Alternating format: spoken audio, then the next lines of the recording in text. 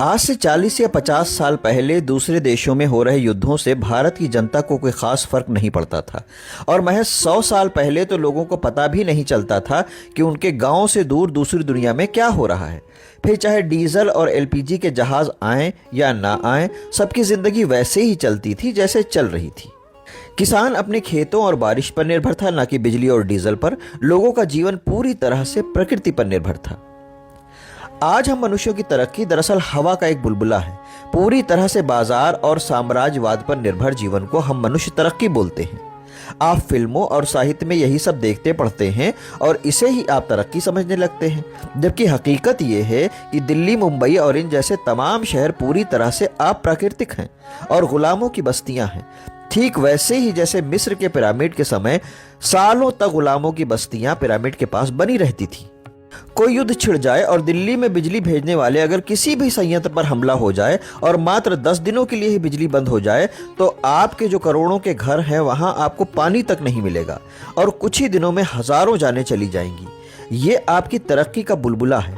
आप कितनी भी बड़ी कंपनी में नौकरी कर रहे हैं, कितने भी पैसे कमा रहे हैं, कितने भी ऐश से रह रहे हैं, आपकी नस्लें बिना बिजली, डीजल और एलपीजी के विलुप्त हो जाएंगी। मगर अच्छी बात यह है कि हमारे लिए अभी भी सवेरा है। भारत आज नहीं तो कल युद्ध की चपेट में आएगा ही, क्योंकि अगल बगल सब दुश्मन ही बैठे हैं। राज करने वाले बूढ़ों का दिमाग कब फिर जाए कुछ नहीं पता।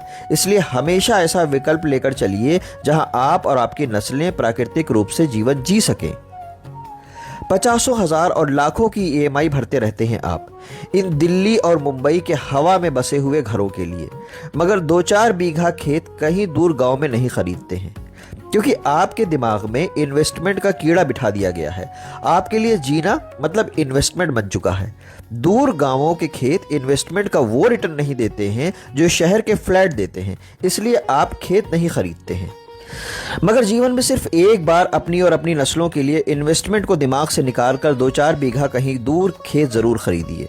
और सिर्फ खेत मत खरीदिए, खेत खरीदने के 2-4 साल के भीतर ही वहां रहने लायक एक बिल्कुल छोटा सा आशियाना बना लीजिए, जो बड़ी छोटी सी लागत से बन जाएगा, और अपने बच्चों को वहां लंबी छुट्टी पर लेकर जाइए।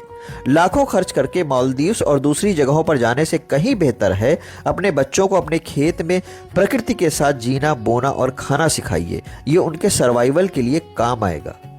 ये बस मेरा सुझाव है, बाकी आपकी मर्जी। आपके पास मेरी बात न मानने के 50 बहाने हैं और दिल्ली में जाकर दिन रात धुआं सूंघकर करोड़ों का घर खरीदकर उसे जस्टिफाई करने की 100 दलीलें। अच्छी पढ़ाई, अच्छी नौकरी जैसी कोई भी चीज अब इस दुनिया में एग्जिस्ट नहीं करती है। ये सब हमारा और आपका वहम होता है। किसी भी देश में अगर कोई भी युद्ध कभी भी छिड़ जाता है तो सबसे पहले उस देश के बड़े बड़े शहर निशाने पर आते हैं और उन शहरों के करोड़ों के फ्लैट में बैठे बड़ी बड़ी डिग्रियां लिए कॉरपोरेट मजदूर सबसे पहले मारे जाते हैं, जबकि दूर गांवों में प्रकृति के बीच रहने वाले ज्यादातर बच जाते हैं। आने वाले समय में सारे विश्व में बचेंगे सिर्फ वही लोग जो बड़े बड़े शहरों से दूर रहते हैं। शहर वाले युद्ध के बॉम्ब से नहीं तो प्रदूषण और बाकी चीज़ों से वैसे ही मारे जाएंगे। शहरों का जीवन वैसे भी आने वाले समय में नर्क से भी बदतर होने वाला है।